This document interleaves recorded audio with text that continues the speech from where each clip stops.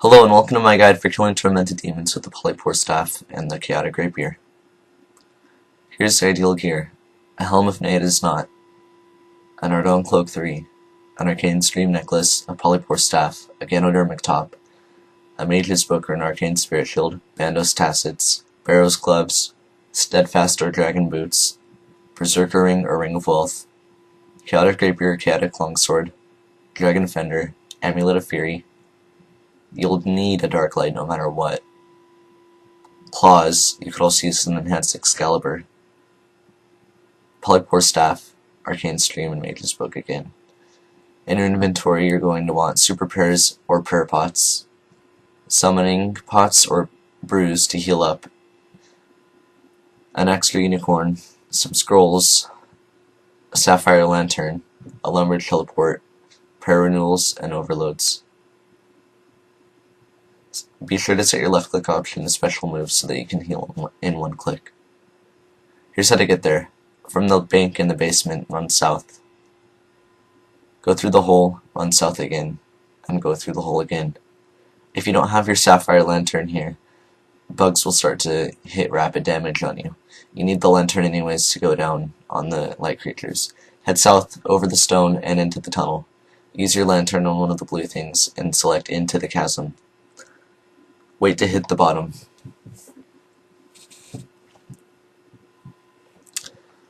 Run south and climb up both sets of steps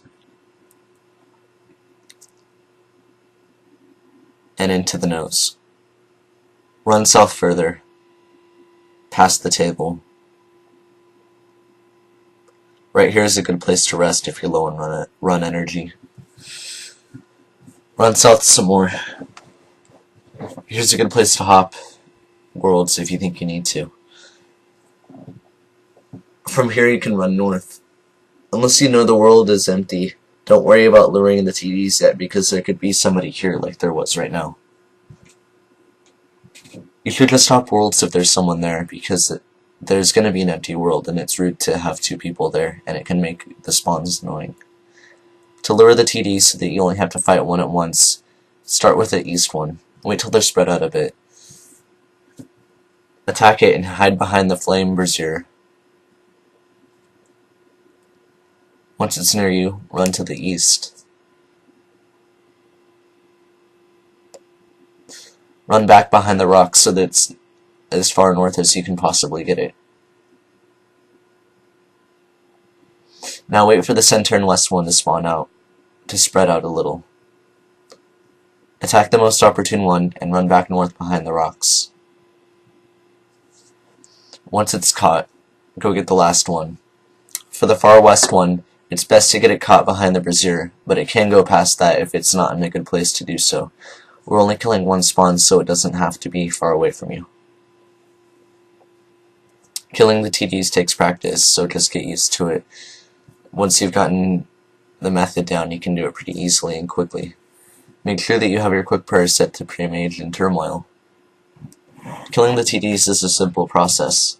They start off attacking with magic and praying against melee. So we want to start attacking with our Polypore staff and have our quick prayers set to magic, that way we can instantly prevent damage. Once the center one is spawned, you want to hide behind the tile to the northeast of where I'm standing right now. This will cause it to come into you, making it so that you can melee it safely without being attacked by the other two demons. Once you're ready to attack it, go in. Make sure to switch prayers accordingly. It changes attack styles when it throws its arm back like a roar. It uses all three attack styles. It has melee, which is where it does a downward swipe. Magic, where a ball of fire comes out of its mouth. And range, where it appears to be tossing something at you. The demon also prays against your attack style, meaning that you need at least two to kill it.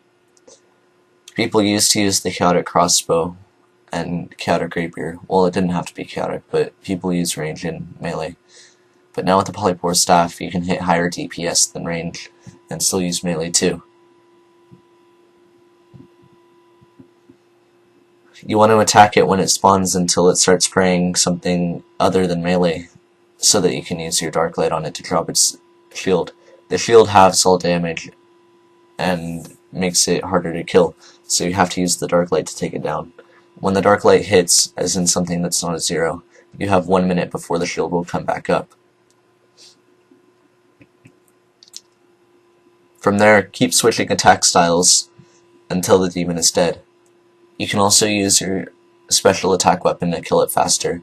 Just make sure not to use it when it's spraying melee, because that would just be a complete waste of your spec. The demons drop blue charms a lot, crimsons fairly often, and they also drop effigies, dragon claws, and the ruined armor pieces to make the plate body. The drop rate on claws is around 1 in 180, meaning that you could get one potentially every 3 trips or so. Maybe more often, maybe less often. Another idea for a gear setup would be void. Just bring the top, bottom, gloves, and the 2 different helms for magic and melee. The rest of the setup would be the same. Just do a helm switch instead of a shield switch or something.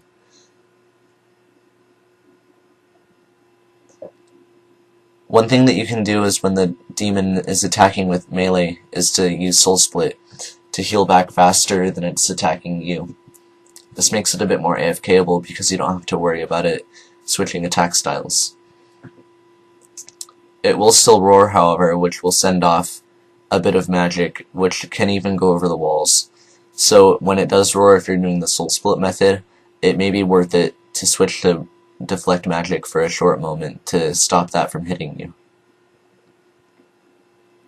Once you've killed the demon, go back to the spot where you're going to lure it and wait for it to spawn. Once it's attacked you, hide behind the rock again to get it to come into the spot. It gets repetitive and you can get into an easy rhythm.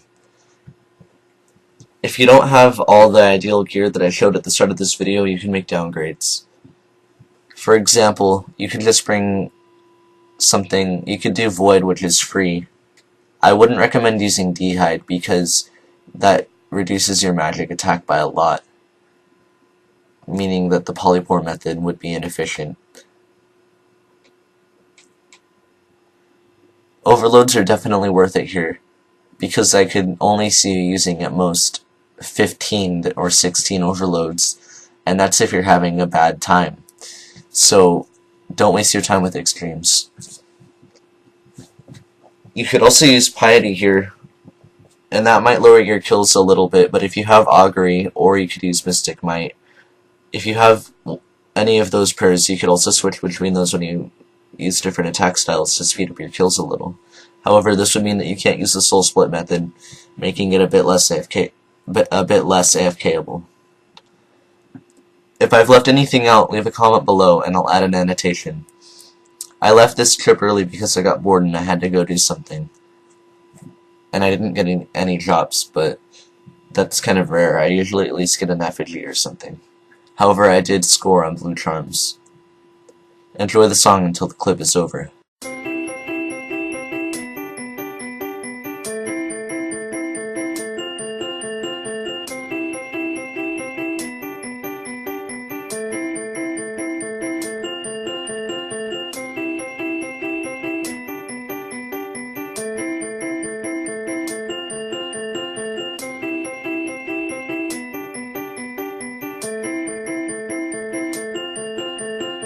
You gone, I'll be okay. I can dream the rest away.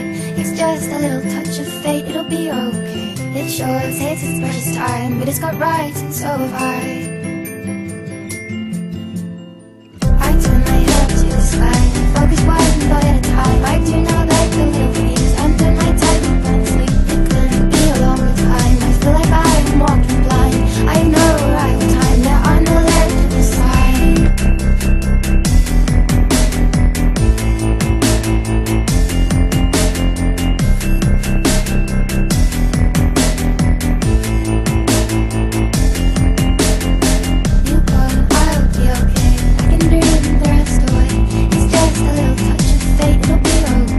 It sure